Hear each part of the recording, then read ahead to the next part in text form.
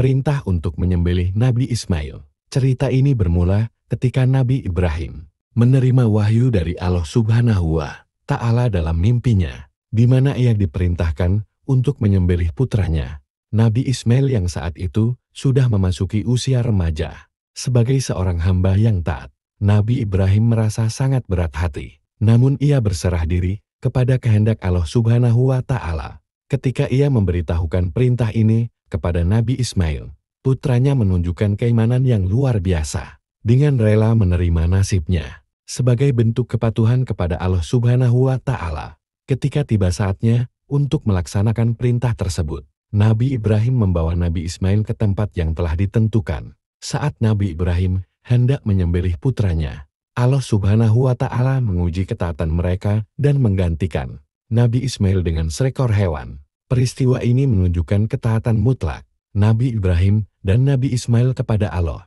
Subhanahu wa Ta'ala, dan menjadi asal muasal dari ibadah kurban yang dilakukan umat Islam hingga sekarang. Nabi Ismail dan Nabi Ibrahim membangun Ka'bah. Beberapa tahun setelah Nabi Ibrahim meninggalkan Siti Hajar dan Nabi Ismail di Makkah, Allah Subhanahu wa Ta'ala memerintahkan Nabi Ibrahim untuk kembali ke Makkah. Ketika tiba di sana, Nabi Ibrahim menemukan bahwa Nabi Ismail telah tumbuh menjadi seorang pemuda yang kuat dan taat. Allah Subhanahu wa Ta'ala kemudian memberikan perintah kepada mereka berdua untuk membangun sebuah rumah ibadah yang akan menjadi pusat tauhid, yaitu Ka'bah. Nabi Ibrahim dan Nabi Ismail dengan penuh ketulusan dan pengabdian memulai pembangunan Ka'bah di lokasi yang sekarang dikenal sebagai Masjidil Haram. Mereka bekerja bersama-sama, mengangkat batu dan meletakkannya di tempat yang telah ditentukan oleh Allah Subhanahu wa Ta'ala.